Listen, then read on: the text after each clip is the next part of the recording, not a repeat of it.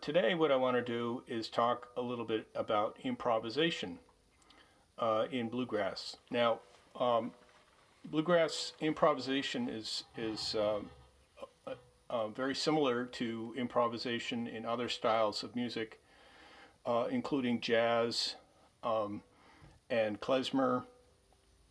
There's no improvisation in Celtic music. And basically, what you're going to do is you're going to play a series of notes and forms over the various different chords in a chord progression. And you have to stick within a certain grouping of notes in the scale when you're playing over that chord, which makes it a little bit tricky to learn how to do. So to that end, I'm going to teach you a cheat, which will get you started on improvisation. And then once you're comfortable using it, then you can branch out and explore some other ideas or whatever moves you. But this little cheat is called the Flatt Run. Now, does anybody know who Lester Flatt was? Yeah, Lester Flatt was one of the founders of Flatt and Scruggs, which was a very popular bluegrass band in the late 1950s, early 1960s.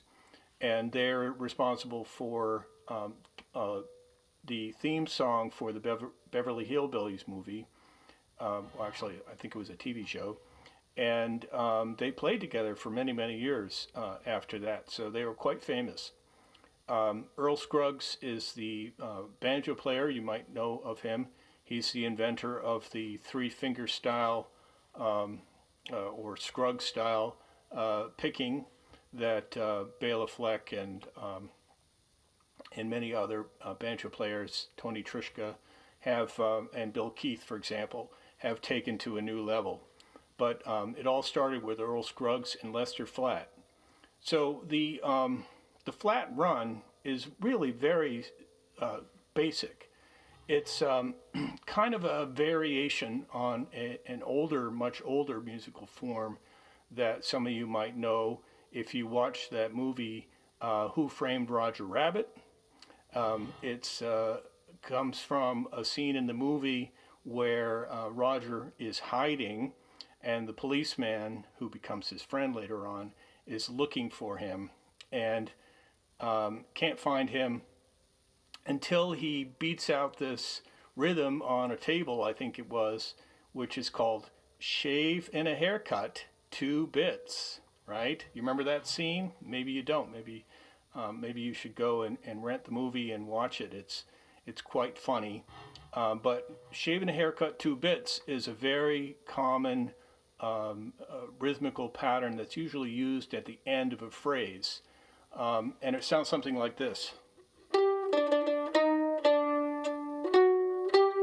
Right? Does that sound familiar? Yeah. So the Flatt Run is very similar to that, but with a twist. Now, Lester Flatt was kind of a unique guitar player in that he played with two picks on his right hand.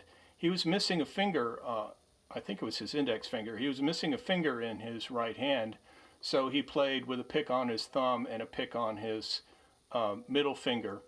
And he played a sort of a rolling style that was very similar to a Mississippi blues style that Mississippi John Hurt made famous, and other blues musicians like him.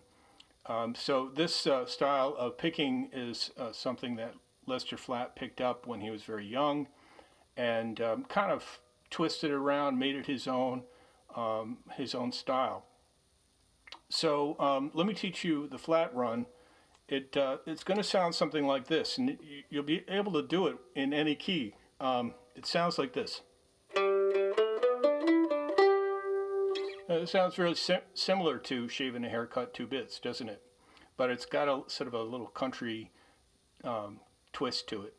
Okay, so what we're going to do is we're going to play the open G, and repeat it, and then play first finger on the second fret, which is A, second finger on the fourth fret, which is B, open D, first finger on the second fret D string, which is E, back to open D, and then the G.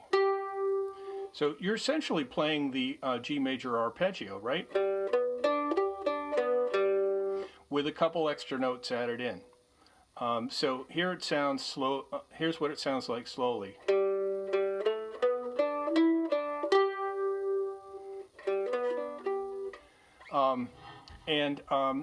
This is called the flat run, and it's something that you can use over any chord. So in the key of G is going to be, and the key of D is going to be, and the key of C is going to be a little harder to do because you're starting with a C note, which is a closed note. A, right? So how do you apply that in improvisation? Well, remember last time I played a little ditty called, tune called Tell Me Baby, Now Why You've Been Gone So Long. So that tune follows a chord progression which is very common in Western tonal music called the 1-4-5 chord progression. So the 1-4-5 chord progression in the key of G is going to be what? G is the 1, D is the 5, and then you go down 1 from D and you get 4. So, I'm sorry, the 4 is going to be C, so it's G, C, D. So those are going to be the three flat runs we're going to use over each of the chords. So you're going to have to imagine the melody as I play the rhythm again.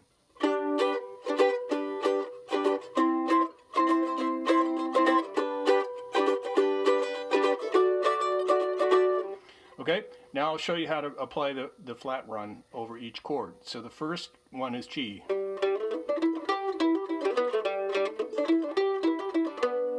And the second one is C.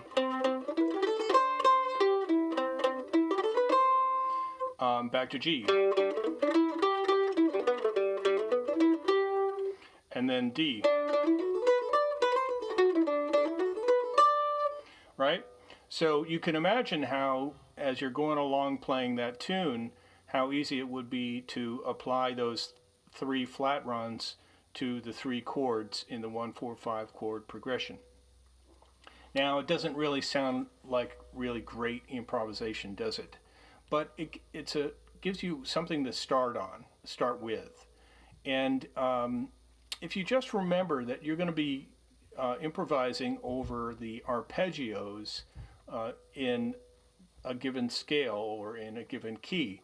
So, and you're going to find out which notes don't sound good and you won't play those again. And you're going to find out which notes you like, and I encourage you to play those again. So I hope this little exercise was helpful.